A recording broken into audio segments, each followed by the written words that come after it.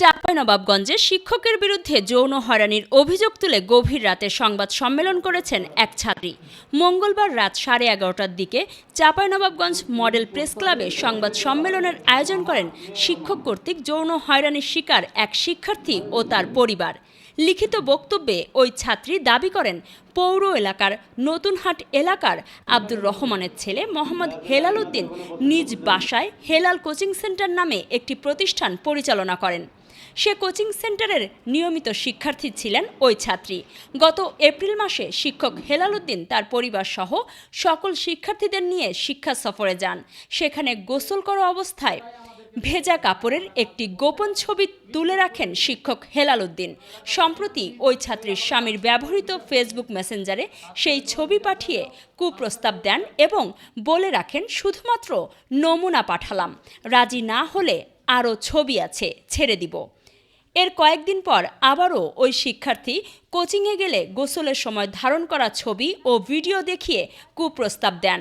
এ নিয়ে ওই ছাত্রীর পরিবার শিক্ষক হেলাল উদ্দিনকে এসব অপকর্ম থেকে বিরত থাকার চাপ দিলে উভয় পক্ষের মধ্যে ধাক্কাধাক্কির ঘটনা ঘটে। এ নিয়ে সুষ্ঠু বিচার চেয়ে ওই ছাত্রীর বাবা বাদী হয়ে শিক্ষক হেলাল উদ্দিনকে আসামি করে সদর মডেল থানায় একটি এজাহার দায়ের করেন।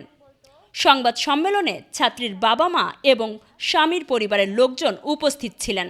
এর আগে মঙ্গলবার বিকেলে ছাত্রীর পরিবারের বিরুদ্ধে ছিনতাই ও মারধর এবং সদর মডেল থানার ওসি মতিউর রহমানের বিরুদ্ধে হুমকির প্রতিবাদ জানিয়ে সংবাদ সম্মেলন করেন শিক্ষক হেলাল উদ্দিন ও তার পরিবার। এ বিষয়ে জানতে চাইলে সদর মডেল থানার ভারপ্রাপ্ত কর্মকর্তা মতিউর রহমান বলেন, একজন ছাত্রীর বাবা তার মেয়েকে যৌন হয়রানির অভিযোগ এনে এজাহার দিয়েছেন। ঘটনাটি তদন্ত করে ব্যবস্থা নেয়ার কথাও বলেন ওসি। তবে শিক্ষককে হুমকির বিষয়টি ভিত্তিহীন দাবি করেন ওসি মতিউর রহমান। ছিল আমরা একটা ফ্যান্টাসি কিংডমে ঘুরতে যাই, সে অজান্তে আমার গোপন ছবি তোলে এবং আমার হাজবেন্ডকে, আমি যদি ওর প্রস্তাবে রাজি না হই, সে আমার হাজবেন্ডকে দেওয়ার বলে প্রস্তাব দেয় যে তুই যদি আমার কথায় রাজি না হোস তাহলে তোর হাজবেন্ডকে ওই ছবিগুলো দিব। এই প্রস্তাবটা প্রায় ঘুরে আসার পর প্রায় 1-1.5 মাস পর দেয় এটা। আমি সুমাইয়া, আমি 10ম শ্রেণীর ছাত্রী। আমরা এখন চাচ্ছি আমার সাথে যে কাজগুলো হয়েছে তা আর অন্য 10টা মেয়ের সাথে না হোক। উপযুক্ত শাস্তি চাই।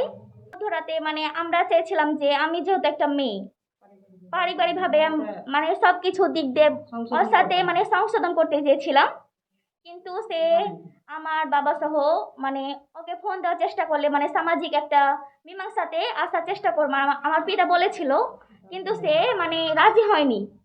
বলছে যে আধা ঘন্টা পর। ইয়াসিন আরাফাতের তথ্য চিত্রে কাজী সাইমা, চ্যানেল 21, চাঁপাইনবাবগঞ্জ।